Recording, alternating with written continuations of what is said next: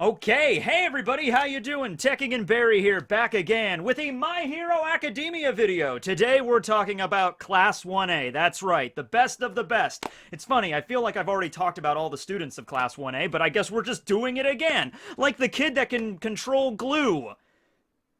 Or, or the kid that can use dragon scales. That's a cool ability, or...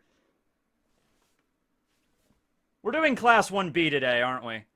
Oh, man. Oh, okay. Alright, okay. This is what I had to work with, so we're rolling with it. Hey, this is very relevant. Monoma's hero name is literally Phantom Thief. This is the most Phantom Thief thing I own. It's very Phantom Thief, chic, if I do say so myself. Although I guess that kind of means I'm cosplaying as Monoma.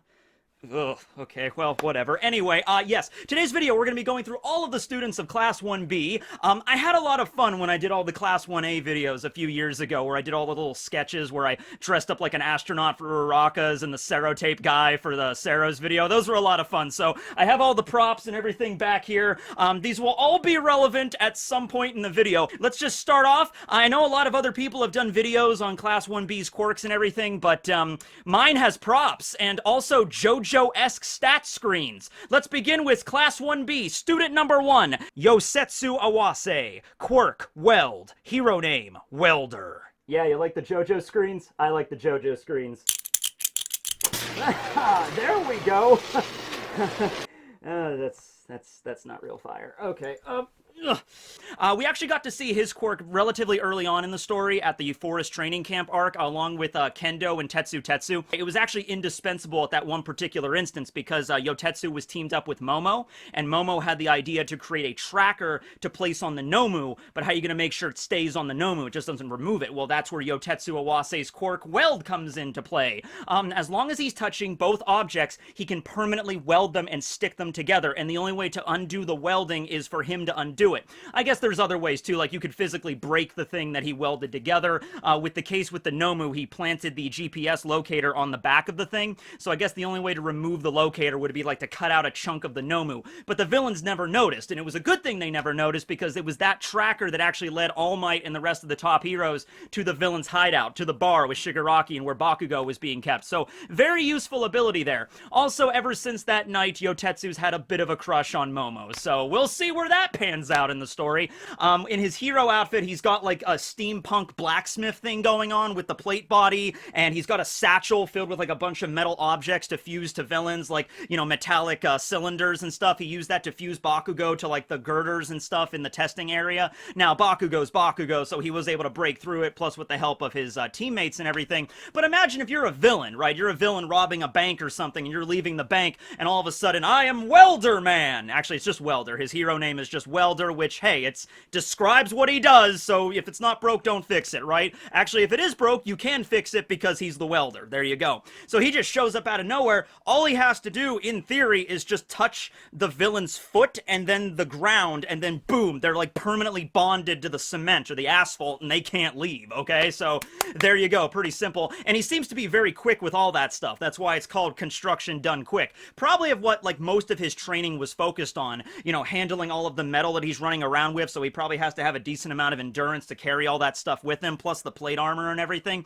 But then his ultimate goal is to take out a bunch of metal and just, and, you know, like bind you to a wall or a car or something, or a trash can, and just like, even if you can't find something sturdy to lock onto, those like metal cylinders and stuff are probably relatively heavy. Or let's say it is a trash can, like a villain's running away from a bank, he binds them to a trash can and he's like a dumpster. Like, they might be able to move, but they'd have to move around with this giant thing attached to them, and that makes it easier for the rest of the heroes to capture and detain them. So yeah, I think it's a really powerful quirk. You know, very simple, but there's so many different applications you can do with this. Like, even if Awase was to have like a metal pipe or something, like let's say a villain was using a sword, like he was fighting Spinner or somebody, and so Spinner's using his sword, he takes out this metal pipe, and they clash. I guess he has to touch Spinner's sword as well, but if he just, like, fused the pipe with the sword, it would just be, like, this awkward thing that maybe got really heavy and you wouldn't be able to really use it anymore, you know, so there's a bunch of different applications with weld. Moving on to student number 2, Sen Kaibara. Hero name, Spiral. His quirk, Gyrate.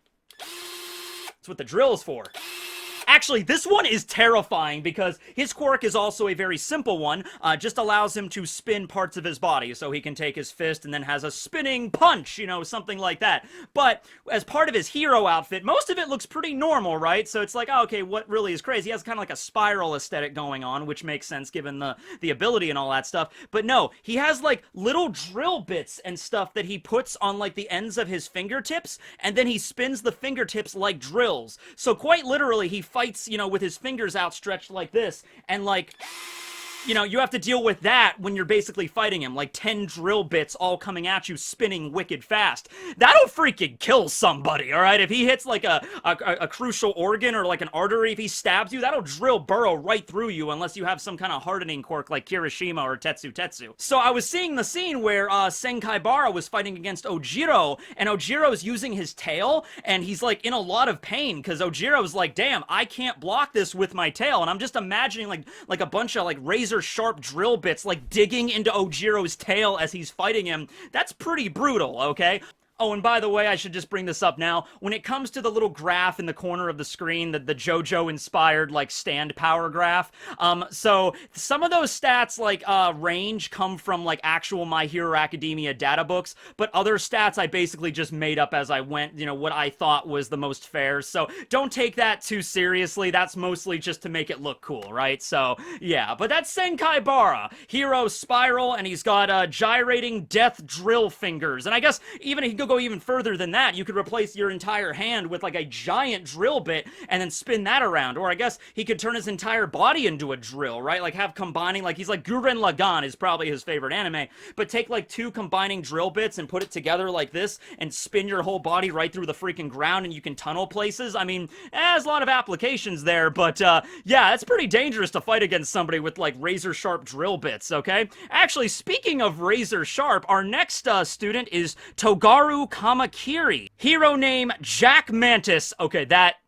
is probably the coolest hero name in all of Class 1B. I mean, there's some other ones that are pretty good. I like Phantom Thief as well. I'll give you a point there, Monoma. But Jack Mantis, that's pretty sweet. His quirk is Razor Sharp, which is represented here by my trusty green box cutter, which was my sidearm during my Dollar Tree days. If you work in retail, gotta have a trusty box cutter and all that, okay? So yeah, Kamakiri is awesome. He has like the design looking like he basically looks like Scyther fused with like a human from like Pokemon or something. Like he has a very intimidating appearance, so you could see him as like a villain or a hero. Like there's a few characters that are like that in the series, but his quirk is Razor Sharp, which literally allows him to create razor sharp blades like cars from JoJo, essentially, from any part of his body. Now these can be used as offensive, you know, as blades to cut people up, but also defensive. He was able to kind of endure a point blank explosion from Bakugo because, you know, summoning the blades, you're literally able to summon steel or metal whenever you want. That's like a side effect of the quirk, is essentially what he's doing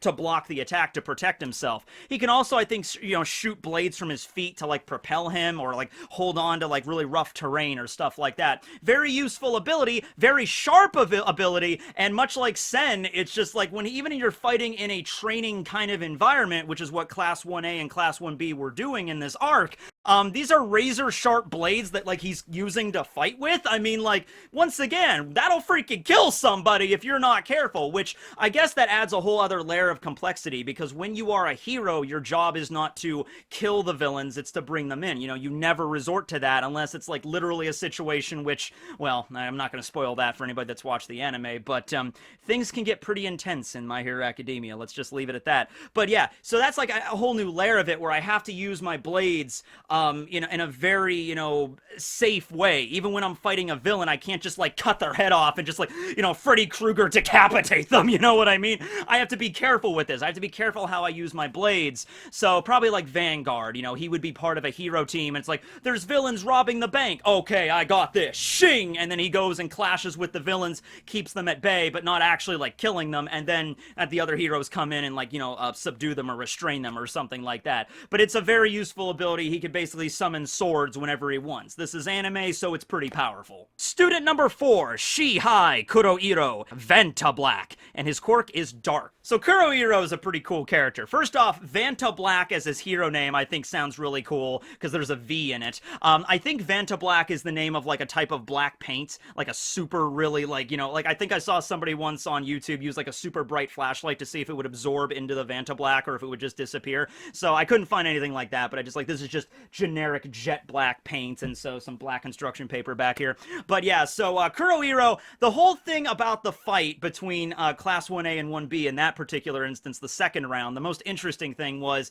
Kuroiro and Tokoyami are the edgiest characters ever, right? Because Tokoyami's like, I have the shadow of darkness eclipsing the light. I shall use this power to fly like a fallen dark angel. But then you have Kuroiro that's like, I live in the shadows. I live in the darkness. I will use my powers to, you know, possess the dark shadow. So they're both like birds of a feather in that particular instance. That's what Hawks would probably say, right? So Kuroiro's ability, Dark, it literally gives him the power to hide in anything that is dark or black. So this works for shadows. So, you know, if he's like in a construction site, like where, you know, the training arc took place, you know, he could just go under a pipe or inside of a pipe where no light is showing and can warp into the darkness. And what this means is essentially, number one, his body contorts to the darkness. Kinoko created a black mushroom and Kuroiro was able to hide into that. Just a tiny little mushroom, he was able to stuff his whole body inside. That's a pretty useful quirk. And the second thing is, he can actually travel super fast while he's inside. So if he does go into a pipe or something, as long as there's nothing but shadow and darkness inside, he can zip through the pipe wicked fast. Also, a third application is he can now actually manipulate and control things that are dark. So when Tokoyami sends out Dark Shadow, he can actually assimilate into the Dark Shadow and control it and send it back to attack Tokoyami. So a lot of very useful abilities here.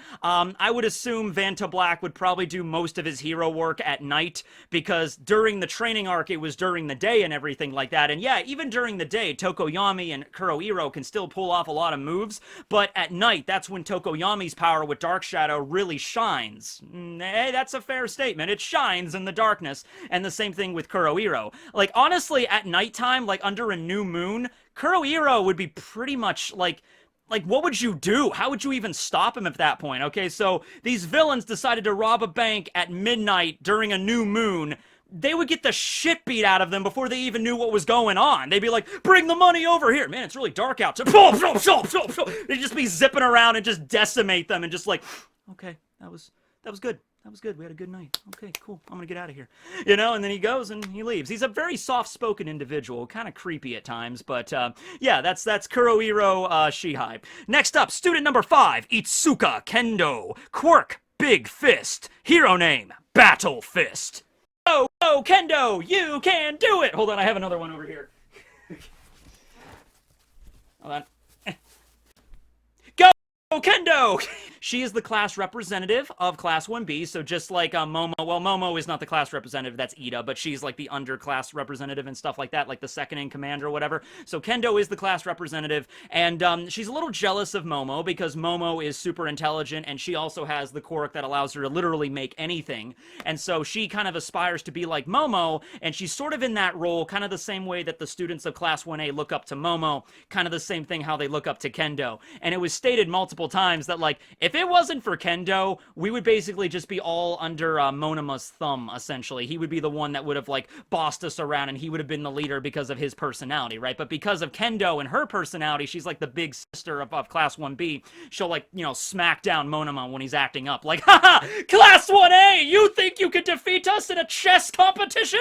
We're the greatest at chess ever! And then that's when Kendo, like, smacks him on top of the head with her giant freaking battle fist and just, like, shut up. And, like, okay. And it settles him down. So that's an interesting little dynamic those two have. So yeah, her quirk, though, when it comes to combat, is mostly just making giant fists and then punching giant holes into things with the giant fists, okay?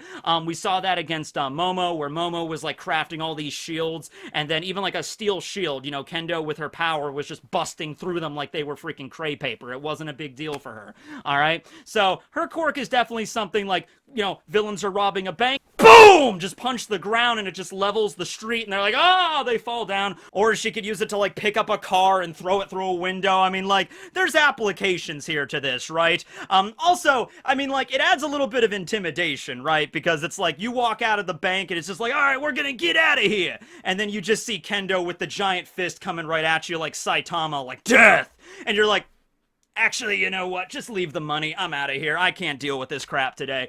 You know? So, Kendo, pretty cool character, and her quirk, very simple, but has a lot of battle power to it, and a few other applications as well. You can also use it as a shield, but keep in mind, it is her actual fist that she's enlarging, so, you know, that can deal a lot of damage to her as well, but it could be like a shield to protect her and her allies if it really gets into dire situations like that. Student number 6, Yui Kodai. Her quirk, size. Hero name, rule. Like a ruler, because she can adjust the size of things. Yeah, she can manipulate the size of objects. Once again, pretty simple to understand, okay? So, actually, her working together with Shoda and Rei, their quirks all working together were extremely useful because she can alter the size of things, Rei can manipulate it with her poltergeist, and then Shota can use his twin impact to attack people with it. So, very useful with those three all working together at once. I looked into it because I was curious. Does her quirk alter the weight along with the size? You would say it would have to because of, like, physics, but once again, this is anime. Kamakiri literally creates blades out of his body. How? How does he create all those blades out of his body? The iron in his blood? It doesn't state it. Just roll with it. It's anime logic, okay? So if she can just change the size of things while keeping the weight a constant, she takes a giant barrel, compresses it down so you can fit it in your hand, but it still weighs like a giant barrel of something, okay? So that would be a very useful quirk if that was the case, alright? And it was also stated with Rei's poltergeist, she can only move stuff around that has a certain weight limit. So the idea of making the objects smaller but retaining their weight and then enlarging them, because she can just basically do the same thing that Uraraka can. She could be like, release, and then boom, they go back to their original size. And the crazy thing is, she does not even need to be touching them or even close to them when she does the release. They just go back to their original size. The reason the mechanic is so similar between her and Uraraka with the release is because I think Yui's character design was originally Uraraka's, and then Horikoshi decided to flip them and do Uraraka's design differently. But that's the reason it kind of retains that similarity, or a little nod that Horikoshi did. Like, oh yeah, she was originally the character design for Uraraka. So there you go. But Yui Kodai, pretty nifty ability. Kinoko Komori, her quirk, mushroom. Hero name, She-Mage. That's a pretty cool name, She-Mage. Okay, so Kinoko has the ability to control mushrooms and various fungi. So there is a mushroom, like, you eat it, you're dead. There's, like, nothing you can do. You're gonna be dead in, like, 10 minutes or something like that. It's that dangerous, okay? So most of the time, she just creates harmless fungus, you know, stuff that doesn't really, you know, cause any ill effects to you. And they just kind of get in the way, and she has these little sprayers that kind of shoot, because, you know, the more moist and the more, you know, humid the area is, the better the mushrooms grow, and it seems like to affect a very large area.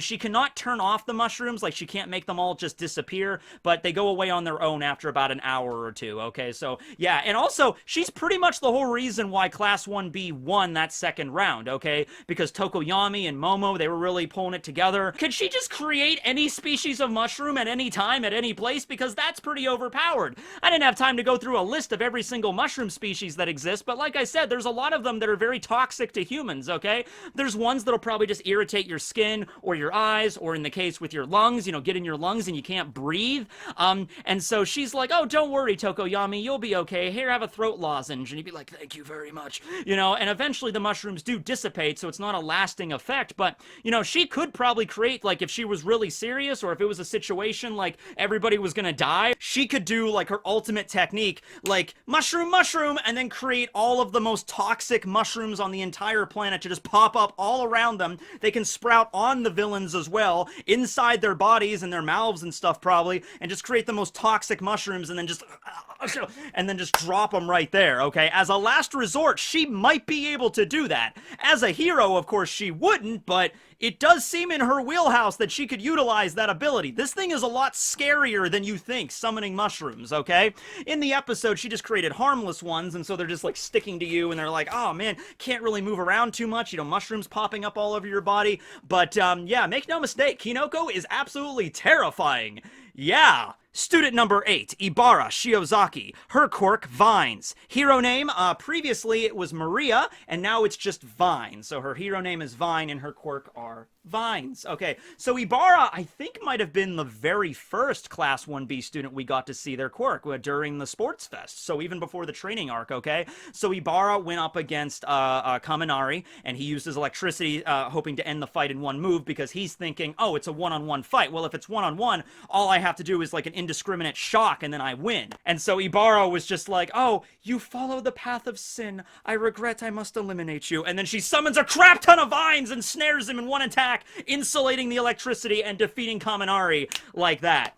Ibara can create a literal crap ton. That is a unit of measurement now. Crap ton of vines. She can make vines spread out through the entire battlefield. She could send the vines underground. It seems like she has perfect control over them, right? She could just, like, maneuver them and, you know, ensnare the opponent and make sure it's, like, not crushing them to death, but also so they can't get away. They're vines. They look like they're thorny, so I guess she can control the sharpness of the thorns or whatever, because most of the time when a character is ensnared by those things, they're not acting like they're being, like, imagine ever getting stuck in one of those bushes that are just nothing but, like, thorns or whatever. That would hurt. That would hurt a lot, okay? It hurts bad enough when you accidentally touch one. Imagine being, like, you know, completely bound by one of those things, right? So she can maybe control the spikes and stuff. So if she really wanted to be sadistic, which she would not be because she's extremely religious, she could use her vines to, like, output these giant spikes and, like, ensnare an opponent and just, boom!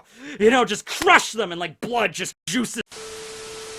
Yeah, somebody, like, with her temperament, this quirk is extremely useful, but once again, same kind of thing with Kiniko's. It could be extraordinarily deadly if, like, a villain had this quirk. Oh, yeah, they would just ensnare them and then just stab you from all over and then just crush you. That would be extremely powerful. Student number 9, Jurota Shishida. His quirk, Beast! His name, Gévaudan. Gévaudan. I got that right, didn't I? Everybody out there that's French, Gévaudan. I had no idea what this was based on. I originally pronounced it as, like, Gevaudan or whatever. I'm like, what is... I think another name he was called was Apaka Beast, which I think is way cooler, by the way. But Gévaudan is a cryptid from French lore. It's like a man... It's like a werewolf kind of deal. It's like a large dog man sort of thing that would, like, stalk the French countryside or something. You could look it up on the internet. I just looked it up really briefly to figure out what the basis for it was, but it's like some kind of myth or lore from France. But yeah, Gévaudan, I guess, but Apaka Beast. That's way cooler, alright? So Jurota... He's Beast from X-Men, right? Crossed with the Hulk, kind of. Also the Thing from the Fantastic Four, kind of. He turns into a giant, hairy beast with ultimate strength and reflexes and speed. He'll crush you! Because he's a beast! Yeah, he can also turn the beast mode off. Even when he turns it off, though, like, his normal appearance, he has a lot of fur on his body. That's, like, how he normally looks. But when he activates his quirk, he, like, super gets, like, bulked up. You know, he hulks out, and he's, like, super strong, okay? Basically, like, whenever Ragnar goes into bear form in One Piece D&D. That's basically Jurota, okay? So, yeah, it doesn't really seem like it has a negative effect like Sato, where Sato has the sugar rush and he gets stronger, but he gets kind of dumber along the way. His cognitive functions, like, lower. With Jurota, it doesn't, like, seem like that. Like, he maintains his awareness and everything when he goes into beast mode. I would imagine, though, he's a lot more feral in that form, so if he lets himself kind of go too crazy, maybe he can get lost into the beast. You know, if he's focused and everything, it'll be fine. But if it was like a life or death situation and he's like, you know, my friends are dying, I have to go beast, and he just starts like ripping apart villains limb by limb, maybe he might get a little bit, you know, stuck in the mind space, and after his head clears, he's like just dripping with blood and just like, oh, severed limbs are all over him. He's like, that was not nice. You know, he's actually a very astute individual. Be like, I hate to do that, but hey, what are you going to do? It would be one step further if he talked with like a proper, like, you know, British accent or something. You know, I can't do one, but it's like he turns into this giant beast and he's just like, oh yes, sorry about that. You know, cheerio. Okay, so that was Jurota. Moving on to student number 10, we have Nirengeki Shoda. This character, so he is the secondary class representative for one, so it's Kendo and Shoda. But this character, the first time I got to see him, he's just this short, kind of chubby kid, and I'm just like, oh, he's, you know, he might be the weakest out of all of the members of Class 1B, right? Oh, no, no. He is an extremely tactical individual, and his quirk is actually really strong. But looking at him at first, and even looking at him when he does have his hero outfit on, it's kind of, yeah. But anyway, his quirk is Twin Impact, and his hero name is Mines, all right? So, kind of resembles Morty a little bit from Rick and Morty. I was kind of getting that sort of vibe, like, oh, geez, Rick, I don't know if I could be a hero, man. Jeez, I don't know if I can wear this outfit. I got like a scouter like from Dragon Ball Z. Oh, jeez. All right, so anyway, yeah. He's very serious when he gets his head into the game, all right? So he's got a Dragon Ball Z inspired scouter, as well as like a little tracker GPS thing, like a grid thing on his hand. His whole outfit actually looks pretty cool. He has like armor and everything. It looks like a Dragon Ball villain. And anyway, his quirk is very simple. When he hits something, whether it be an inanimate object or a person, the impact is doubled right there at that moment. So his punches might not be that strong, but boom, and then double the impact, boom, right there at the same time, creating a very strong impact. So if, for example, Yui was able to pick up like a large barrel and then compress it down to make it smaller, and then Rei was able to use her poltergeist to move it around, and then Shoda used his twin impact, the barrel hits you, enlarges, and then boom, knocks you unconscious. So very useful tag team, or I guess a triple team there the three of them have, okay? So it's very useful there.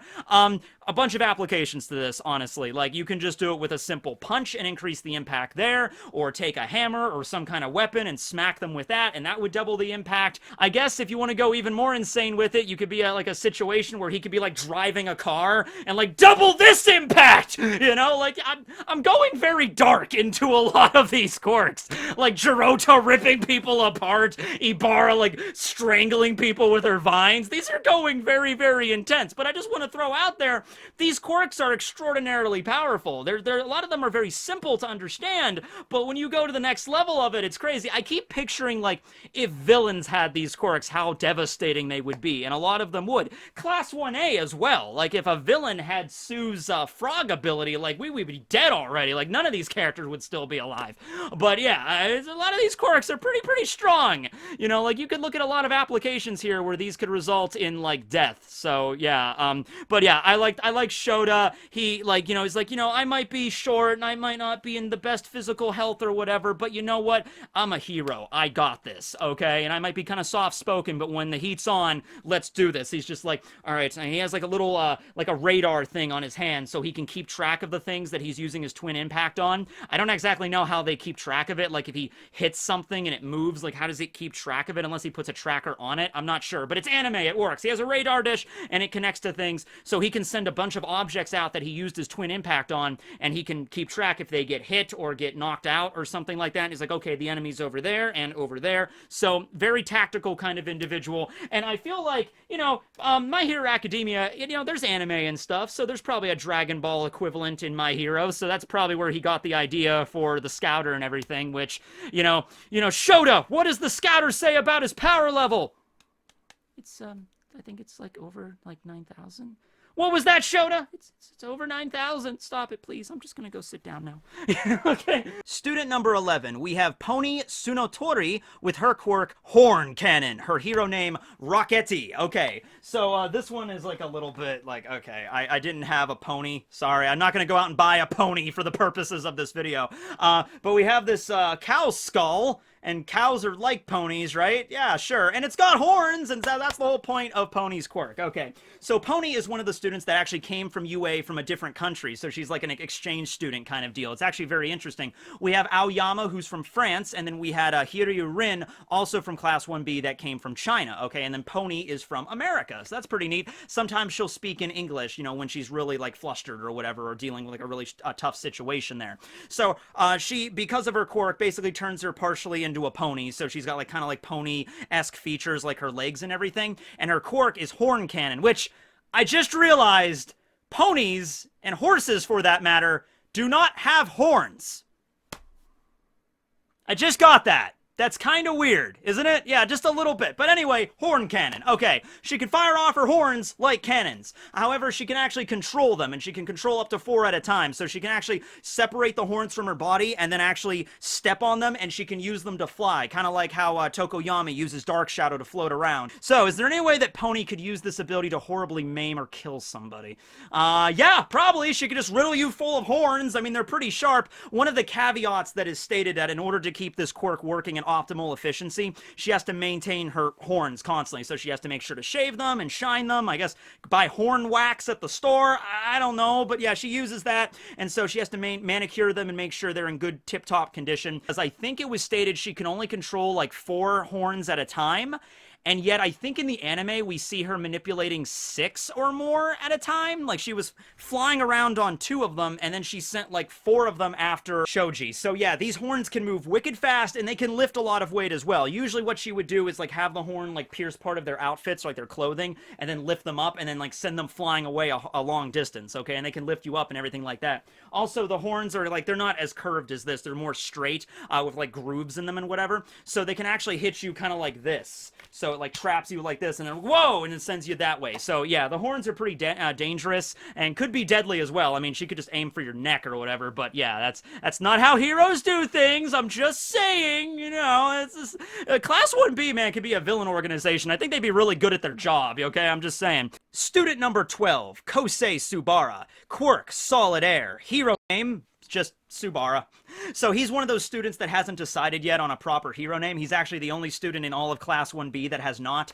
So just like how Izuku went with Deku or Bakugo went with Bakugo before he really decided. Same thing with Tsubara. I kind of like Horikoshi did that because that is also like, okay, the same kind of problems that Class 1A is dealing with, not being able to decide on a hero name. You know, the students in Class 1B deal with that too, although he's the only Class 1B student that has yet to decide. Also, because of the aesthetic of his quirk, or rather lack thereof, his hero outfit really doesn't have any sort of theme. It's just sort of like a blue jacket, which, you know, I guess it looks cool. It's a cool enough jacket. I guess it's nice, you know, whatever. His quirk is solid air, allowing him, did you see it back there the whole time? Yeah, a plastic cube to represent solid air. Would you believe, out of all of the stuff you see behind you right now, this plastic cube was the hardest thing to find in the store, because it was. I found a literal pair of Bakugo's wrist gauntlets in Walmart before I found this. Yeah. Anyway, a lot of cool applications with this quirk. Okay, so he can make anything out of solid air. So he can make a shield out of air, so you have to like punch through the air to get through. It's not invincible. When he used it at the Sports Fest, it seemed to be broken very easily. Later on, after he trained with it, Kaminari had to take like a metal pipe to like break a prison that he got put into. It wasn't as easy as just punching it, okay? And you can think of all the cool stuff he can do with that ability. Maybe that's why he hasn't decided on a hero name yet, because he has all these different things he could do. I mean, Airman, you know, you gotta be clever when you do this, because you can make some really cool stuff. And after, you know, he trains with his quirk even more, and after he graduates, he could probably make, like, I don't know, an entire house made out of air. Also, he can make blades and things to, like, sever people's limbs. You know, why not, right? Tsubara could do that. Okay, yeah, so there we go. Student number 13, Tetsutetsu. Screw it, I'll throw in some more. Tetsutetsu. His quirk, Steel, and his hero name, Real Steel. Alright, so I think I just barely like Jack Mantis more. It just barely edges it out. But Real Steel, I mean, that's a pretty good name, too. Alright, so it allows him to turn his body into steel. So pretty much just like how Tokoyami's equivalent in Class 1B is Kuroiro, the Class 1B equivalent for Kirishima is Tetsutetsu. Although I would say Kirishima's might be better, because I think Tetsutetsu is limited to just the steel. So steel has a very definitive, like, you know, hardness to it, whereas Kirishima's seems like, well, not limitless, of course. He can be broken, but, like, he might become harder than steel itself, or harder than diamond, for example, okay? Also, Tetsutetsu also has the ability to absorb heat, so I don't know, take whatever you will. Maybe Tetsutetsu's is better than Kirishima's. I like Tetsutetsu's more, just because the idea of turning into steel reminds me of the T-1000 from Terminator 2, so, you know, that's the reason I go with him. But yeah, it's pretty cool. He can turn into steel, he can punch things really hard, he takes a lot of damage, and he can take the heat, as we saw with his fight with Todoroki. Student number 14, Setsuna Tokage, quirk, Lizard Tail Splitter, hero name, Lizardy. So if you thought Momo's was the least creative hero name, oh, I just got that. Her quirk is literally to create things, and her hero name is Createy. Not a very creative name, Momo. That's the joke. Okay, but anyway, then you get to Setsuna Tokage, whose hero name is Lizardy. It's like, well, I could turn into a lizard, so, or I'm kind of like, I have an ability that's similar to a lizard's ability, so yeah. All right, so she is one of the students that got into UA through a special recommendation, so it was Todoroki, Momo from Class 1A, and then Setsuna Tokage, and then Juzo that got into Class 1B with the recommendations. There were 4 of them, okay? And with her quirk, it's actually fairly easy to see why she got recommended in that way. She can literally split her entire body parts apart, okay, into 50 pieces right now, although that number will increase as she, trains more and everything like that. So her ability is literally to separate her body. So in this case, I'm a little curious. If someone were to, theoretically now, slice off her arm, would it actually be cut off, or would she just regenerate an arm? Because we see her doing that. Like, she can move her body parts around, and if she, if they get defeated or ensnared, they just stop moving, and then she just regrows more of them. So could she just, separate her arm, and then, like SpongeBob, it just grows back, but you still have the other arm? Like, how does this work? There's a lot of different moving parts to this, quite literally. So it's kind of like the idea of the autonomy thing that lizards have. So you have, like, a lizard, it's a snake, but whatever, and you cut off its tail. Yeah, there you go. And then it just magically grows back. It just magically grows back. There you go. Not magically, of course. But with Setsuna, it does. That's the thing. Like, if she loses a body part and it's away, and, somebody grabs it so it can't return to her, she can just... it's like anime glowing powers. Just regrew part of... I just regrew my kidney. Okay, that's cool. This, leads into so many... if she were to get some sort of, kidney disease, could she just, separate her kidney and just regrow it? Because it seems like she can. So, yeah, very, very useful. Now, there are some downsides here, some drawbacks. Basically, in the fight, you had Sero taking his tape, and then one of Bakugo's flash grenades attached to it. So, all of the body parts, she can regrow body parts, but that seems to take a lot out of her. It takes, a lot of stamina to regrow the body part. So, if she's able to, she would just call the body part back to herself, okay? So, if she's recalling the body part, and if an enemy, attaches something to it, like an explosive device or something, go figure, then it's just going to return right to her and just boom, detonate. So yeah, that's not good, and that's how she was defeated, but you could definitely see the application here, okay? So yeah, that's Setsuna. Moving on to student number 15, Manga Fukidashi. His quirk, comic, and his name, Comic Man. That's the reason the manga was over here, of course. Volume 5 of Chainsaw Man, out now, along with One Piece, and this is an older volume of One Piece, and Dr. Stone, this is also volume 11, this is a little older, but yeah, Chainsaw Man, okay. So yeah, Manga Fukidashi, he basically, this is a JoJo reference. I can use an actual stat screen here, I think, yeah. So this is Koichi Hirose's ability, Echoes from JoJo Part 4, Diamond is Unbreakable, where he literally turns onomatopoeia into reality, and so it's the same thing with Fukidashi, where he can be like, slam! And then boom! A giant onomatopoeia of slam will literally crush his enemy. He can also use the onomatopoeia for, humidity to create effects of humidity, or, hot or sizzle to create, sizzle, ow, hot, or shock to, electrocute you. So it's echoes. It's echoes, basically. Echoes Act 2, right? Yeah, or Act 3. No, Act 2. Okay, by the way, Act 2 was always the coolest. It could turn onomatopoeias into reality, and then Act 3 was just increases the gravity of things. How does that connect? I know it's a bizarre adventure, but it's like you make onomatopoeias a reality to gravity manipulation. I don't get it, but whatever. It's JoJo's, okay? So, at any rate, yeah, that's basically Fukidashi. Just watch Koichi's ability from Diamond is Unbreakable, and that's pretty much the premise of it. I like the fact that his body, though, is a manga bubble, which makes, he never has to worry about not being able to express himself or, whatever, because in any situation, if he's, genuinely shocked, an exclamation point will appear, or if he's confused, a giant question mark will appear.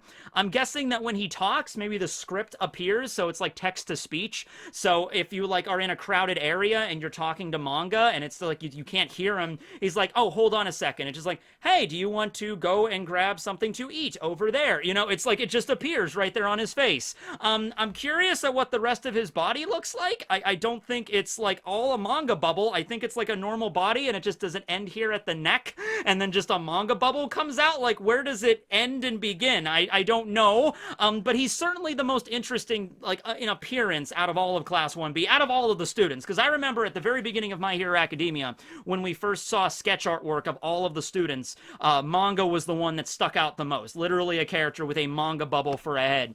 Little fun fact, every single manga panel he appears in, the manga panels that make up his face are the same panels that you're reading in the actual manga. So pay attention to that. You know, when you see the manga panels, like, oh, okay, that's why, that's how Horikoshi does it, right? So yeah, his outfit also looks like an inkwell for a pen and things, and yeah, he needs to use a pen sword, you know, like a keyblade, but a pen sword, because the pen is mightier than the sword. He can overuse his ability, so if he creates too many onomatopoeia, it'll literally, you know, strain his throat, so he can't make them anymore, or they have, like, weakened effects. But yeah, just in terms of the, like, I would say out of all of the students of Class 1B, in terms of a unique ability, even though it is used in another manga pretty prominently, I have to say Manga's is the most creative, because of just the design of his character with the speech bubble. That's so different. You know, I've never seen a character drawn that way before. So there you go, Horikoshi, good job with Manga. Okay, moving on, we have student number 16. We got Juzo Honenuki. His quirk softening, and his name is Mudman. So, what do I have for him? Oh, yeah, I got Play-Doh. His was the most difficult trying to come up with a concept for, though. It's just like, okay, do I just go out and grab a thing of mud? You know, that's not gonna be good. So, you know, I just went out and bought some Play-Doh. There we go. So, yeah, Juzo, oh. Yep, that smells like Play-Doh. Still smells like Play-Doh. 20-something years later, and they don't change the formula. Okay, so Juzo is the other student alongside Setsuna that got in through the special recommendation, and it's easy to see why with him as well. His quirk softening, he can literally turn any inanimate object into the consistency of Play-Doh. So the ground, you sink. Objects, they fall down on you. He can choose whether to keep it a softened object or return it to its original, like, density or level of hardness. He uses this to attempt to trap Ida. Even with Todoroki's ice, he was able to turn that into a softened, like, still ice. It's still hard. I mean, it's still, like, it's solid, but it's just the consistency of, like, Play-Doh, so you get caught in that or whatever, and then he can kind of, like, lock it, and then you're stuck. Okay, so yeah, he can also basically jump in and hide under the ground and, like, move around it, kind of like Morley from One Piece, or like the guy that used Oasis in Golden Wind. I forget the character's name, Seka or something. I forget his name. But anyway, yeah, he can use that to basically swim under the ground as, like, mud, like turning the earth in front of him and the cement and the rocks into mud and moving around. I really love his hero design. I love the helmet and everything there. He doesn't have a lot of endurance because he was able to get taken out by Ida pretty quickly, although Ida was running at, like, Mach 1, so it's like, okay, I could kind of see how you could get defeated there pretty simply, you know, by getting hit by... I just got hit by an object moving at, like, 800 miles an hour, but yeah, I don't have any endurance, screw you. And I was like, yeah, okay, fair enough, fair enough. His personality, he's very flexible, that's kind of his idea, so, you know, if characters are arguing, he's always the one that kind of takes both sides. He's like, if you want to go do this, I'm up for that, but if you want to try that too, yeah, sure, why not? I'm pretty flexible, I'm Mudman, alright? So, yeah, he seems to have a very level head on him, which would go great for the recommendation, as well as, you know, being a hero in general. So that's probably one of the reasons, like, he was given that recommendation. Like, he has a super powerful quirk that can, like, lock down opponents on a large scale. The range of this is just immense, but he also is, like, very smart on when to retreat and when to use his abilities. So that's Juzo. Student number 16, Kojiro Bondo. His quirk, Semidine. Semidine? Glue. His quirk is glue. And his hero name is Plamo. So that is, Semidine is, like, the name of a type of adhesive in Japan. Like, it's the name of a company. So this is funny, alright? So in the My Hero Academia universe, I would imagine, because quirks are so prominent and they're so much of a part of our everyday life in that universe, how do you decide quirk names? Like, how does, you know, like, Zero Gravity or, like, Engine, like, that's just the name of quirks and then just give them to you, right? I would imagine some companies might actually sponsor quirk names. You could see that happening. So it's like anybody that's born with some kind of adhesive quirk that can like shoot glue or become glue or rubber cement or anything like that, turn into a glue stick or whatever, they're sponsored by Semidyne, and that's the name of the quirk.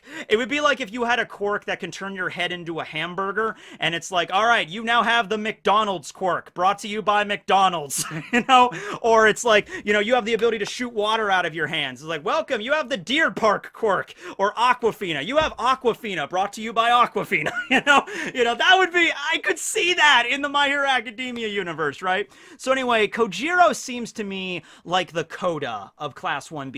He's very large, but he's also very soft-spoken, kind of shy. That's Kojiro. So Kojiro, is it Kojiro or Kojira? Kojiro. Okay, Kojiro, yeah. So his body kind of looks like a glue dispenser, and on top of him, he kind of like separates the upper and lower half of his head, and glue can just spew out of that. So he can control glue, and he can shoot it out pretty far, and, you know, he can make it like a specific jet of glue, or just like splurt glue everywhere. If he's surrounded, he's just like, oh, I don't know what to do. Just, you know, splurt glue everywhere, and you're set, and everybody's stuck in the glue, and it like hardens right away, and it's like rubber cement, and it's like, oh god, you know. So, you know, very adept for, you know, trapping opponents and whatnot, you know. He controls glue. I like his design also. It could have just been some random dude that could shoot glue out of his hands, but no, the design to make him look like a glue dispenser and everything, that looks neat. So finally, here we are at student number 18, Neito Monoma. Oh, I'm sorry, I'm still on the Phantom Thief Joker. Okay, there we go. Neito Monoma, his quirk, Copy, and his hero name, Phantom Thief. Alright, so yeah, he's got, alright, his personality sucks. By the way, Horikoshi has come out in an interview and said that Neito Monoma, his character, is actually based on a person that Horikoshi knows. So I'm like, oh, okay, like that raises some questions, like who was this person, right? So there's somebody out there in Japan that's like reading My Hero Academia, sees Neito Monoma's character and like, Horikoshi, you son of a gun. You know, so, all right, there is somebody out there with that kind of personality. I imagine maybe Horikoshi dialed it up a bit for Monoma, because Monoma, yeah, okay, anyway. So, his ability is to summon pocket watches that say dad on them. No, his ability is Copy. The pocket watches are just a nifty little thing to have, and this is the only kind of pocket watch they had. God dang it, Walmart. Like, they just fall off. Whatever. Okay, screw it. So, yeah, these are the only ones they had. Who carries a pocket watch in the year 2021 anyway? Do you know somebody? This isn't 1874. All right, anyway. So, he has the ability to copy other quirks. So, that's, you know, a standard ability in anime to copy or mimic other abilities. A few caveats to this. He has to actually come into physical contact with the person he's trying to copy. He can only copy it for a set amount of time. That's what the stopwatches are for. He keeps them on his belt. He can copy up to 3 quirks at a time, but he can only use 1 at a time. So, for example, if he was to copy Uraraka's Zero Gravity and Ashido's Acid and Mineta's, you know, ball quirk, his sticky balls, you know, he could use all 3 of them, but not at the same time. So he couldn't levitate and shoot acid balls at the same time. He can only choose one or the other. Another weakness of this is that if he's copying a quirk that has to stockpile power, like Ares Rewind or like Fat Gum's Fat Absorption, then he can't copy he can copy the quirk, but he can't copy the power. So if he copied Fat Gum's ability, it's not like Monoma would like swell up to get super huge and he can actually use the Fat Gum quirk. He would just stay the way he is, and if he, you know, gained enough fat, then he could use it, but he only has the quirk for like 5 minutes, so he wouldn't have enough time to absorb it, which is a good thing for him, because when he tried to copy Izuku's quirk, One for All, he did copy it, but he didn't copy any of the things that actually made it up, which is good, because if he did, his limbs would literally explode. So, yeah, even in this situation, we could talk about, you know, being horribly mutilated by this quirk. But yeah, you know what? I don't like Monoma's personality. It sucks. It's interesting just to watch in his, like, facial expressions, like, you know, that kind of stuff. But in terms of his quirk, like the copy ability, that's pretty sweet. And his hero outfit, Phantom Thief, that's a pretty cool ability too, alright? And it's also maybe a little bit Persona inspired, I would imagine. Student number 19, Reiko Yanagi. Her quirk, Poltergeist. And her hero name is Emily. Just Emily. I was very confused by this at first until I looked it up, and it's apparently taken from The Exorcism of Emily Rose, the movie, which I never saw, but okay, I guess Reiko is really a big fan of mid-2000s horror movies, so yeah, The Exorcism of Emily Rose, like, oh, that movie's spooky, I'm gonna take that as my hero name. Alright, she can move objects and move it around, it has like a creepy pink purplish aura around it, so she's like a poltergeist moving things around, she can fly around on the objects and all that stuff. There is a weight limit, she cannot lift anything collectively heavier than a human body.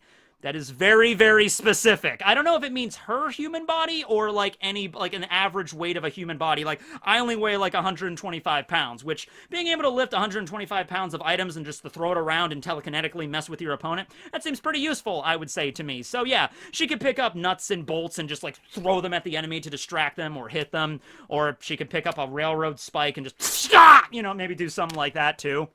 But she, of course, wouldn't do that. So yeah, I like her costume. I like how it's basically like a Japanese yokai, kind of inspired in that respect, like a Japanese ghost. So yeah, Reiko's ability, you could just imagine. She's telekinetic. You can just imagine all the stuff you can do with that. And then finally, we have student number 20, Hiryu Rin, with his quirk Scales, and his hero name, Dragon Shroud. That's what the dragon head was for. Yeah. Oh god, I'm a dragon! Phantom thief, duck. Oh god. Yeah, okay. So anyway, yeah, Hiryu Rin, he is an exchange student from China, so that's interesting. So he came over there, and his quirk is scales, and so he can create these scales all over his body. He can shoot the scales out as an attack, like bullet scales, and he can also use them to block and, you know, incoming attacks and all that kind of stuff.